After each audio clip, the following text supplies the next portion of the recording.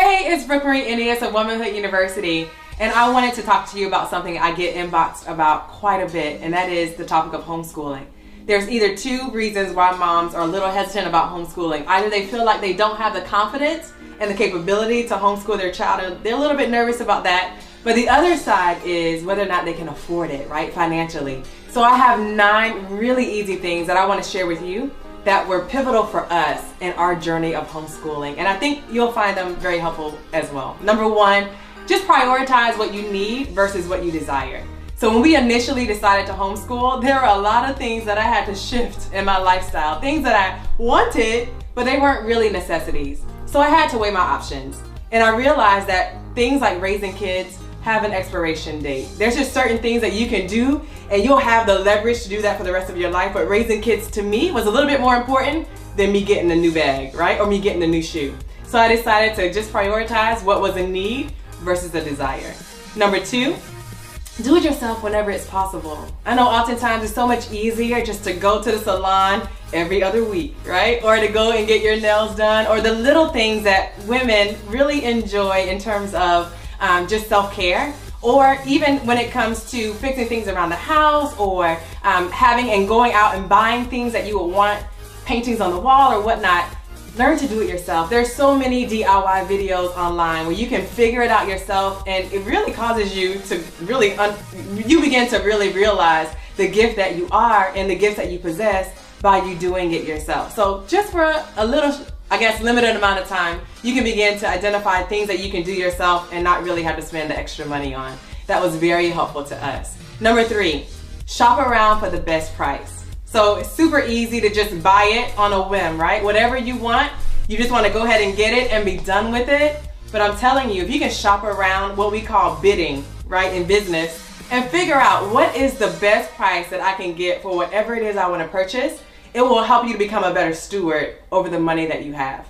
So if you don't have the extra cash, even if you have the extra cash, we want to be good stewards over whatever we have. So make sure that you're diligent in the little things and making sure that you're paying the right amount for whatever it is that you want to purchase. Shopping online for us has been key. My husband kills this. Whenever it's time to purchase whatever, he will take his time and research to make sure it is the best price, period. So you want to make sure that you do that then as well. And those little things really do add up to big things when it comes to investing in your children. Number 4, practice delayed gratification. I know, that's like a bad word, right? But delayed gratification is incredible. It's across the board. And delayed gratification is something that is very personal. If you can master the weight gain and not allow yourself to be tempted or anxious to get it right now just because you want it, and again, not because you need it, if you can practice that and master that habit of just waiting until the timing is right, it will pay great dividends. And so for me, I drove the same car from high school after high school for about 15 years. Didn't buy a new car at all. And it was because I didn't want that headache or that extra bill every single month. And so I decided to just forego that and just wait it out. And no matter, I didn't really care what other people thought. Honestly, I drove it around, and that's what we did because we wanted to make a sacrifice to homeschool our boys. And it will require a sacrifice on your end. So practice delayed gratification. You'll get it. Whatever it is that you desire, you just gotta wait for the right time, okay? Number 5, give away what you don't need. That was really key for us. And the principle behind this is really simple. Whenever you give, you receive. But honestly, it's really awesome to be able to give. That's really where the secret is. That's where the blessing lies. Is whenever you're able to give something away, it opens doors for a greater reward. So whenever boys outgrew clothes, and I know it's easy for you to go and just sell whatever it is that you have instead of giving it away, we've opted as a family just to give. And the reward on that is much greater than us selling things. It just works so much more beautifully. So think about giving some things away that you don't need. There's just a principle behind that, but that begins to open doors that are greater than if you were to sell something yourself. Number 6, cook at home. I know, most people that I work with are just like, especially when it comes to my fitness clients, they're like, you mean I gotta cook? Yes, you gotta cook.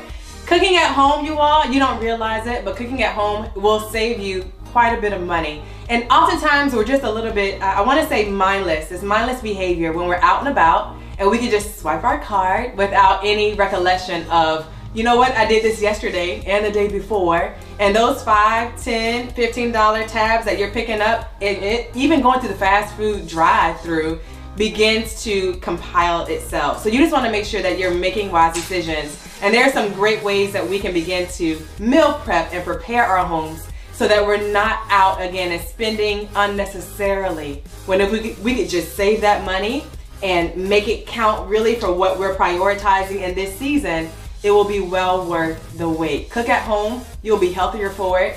You'll bond with your kids and your spouse if you are married a little bit better over a home cooked meal. And you can have a chance really to just draw in relationally with your kids. You all can cook together, like I said before, and even compile recipes. There's so many other things, intangibles that you'll get just by cooking at home instead of just eating out all the time. Number 7, travel and stay with friends. So this has been key for us. We travel all the time, quite a bit. I think we spend more time on the road than we do at home if we were to compile the number of days, or it's kind of neck and neck. And we not only travel stateside, like in the United States, but we're traveling as well internationally. But one thing that we do is that we always stay with friends. And there'll be occasions in which we stay in a hotel, but we love friends. And again, a lot of intangibles here. It gives you the opportunity to be able to connect with maybe some other friends and their children. It draws in relationships. It's a lot sweeter, makes the experience sweeter. But then again, it drives down your cost. So sometimes we think that we can't do certain things because of hotel fees or parking fees at the hotel, all those things that begin to compile themselves or compound themselves. But I'm telling you, if you can identify where your friends are around the nation or internationally and make a date, it will help you to still enjoy the experience of life without having the burden of just the finances being a limitation. Number 8, make homemade gifts. So really key for us. Our family knows that if we're coming over for Christmas, they're gonna get something homemade. That's just the way it is. We're not gonna spend $20, $50, $100 on gifts for family in this season of our lives. Eventually, we'll be able to do that if we so choose. But we love sentimental things. So the boys will make cards for everybody in the family. Merry Christmas, Happy Thanksgiving, Happy Birthday. And that's where it is in this moment in time. But what that has done for us, it's created a freedom, and there is no expectation from others because they realize the vision that we have for our family and our home in this season, and they're right behind us. So there's no pressure there, right, to exchange and to really go into debt when it's unnecessary. And then finally, number 9, upgrade your thoughts on money. Now this is the one that's going to take some time to do. How do you do that? Number 1, you want to get some information or some knowledge in your hand. If you're believing to be able to make the transition into homeschooling, you have to then start thinking a little bit differently. And we want to upgrade the thought on money. So whoever was your role model, right, growing up, whoever was that, I want to say that example, they set the example in regard to how they spent their money, whether it was your parents, grandparents, whomever raised you, that made a difference on your money blueprint. And so now you have to sit back and say, well, were they good stewards?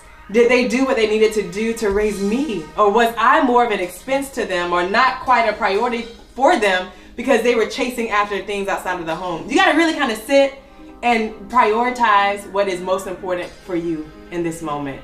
And I promise you, if you can upgrade your thoughts on money, it will make all the difference in the world in regard to your pursuit.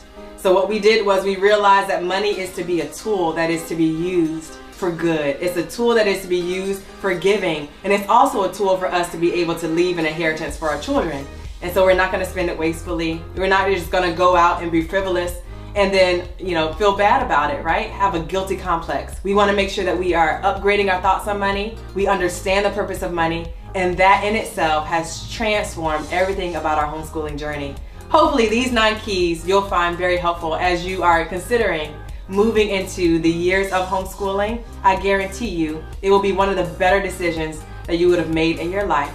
And the dividends, you all, the return on investment as you spend that intimate time with your child will never be forgotten. Think about it.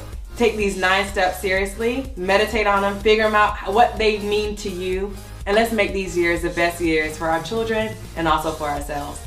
Thank you so much for tuning in. I'll see you soon. Bye.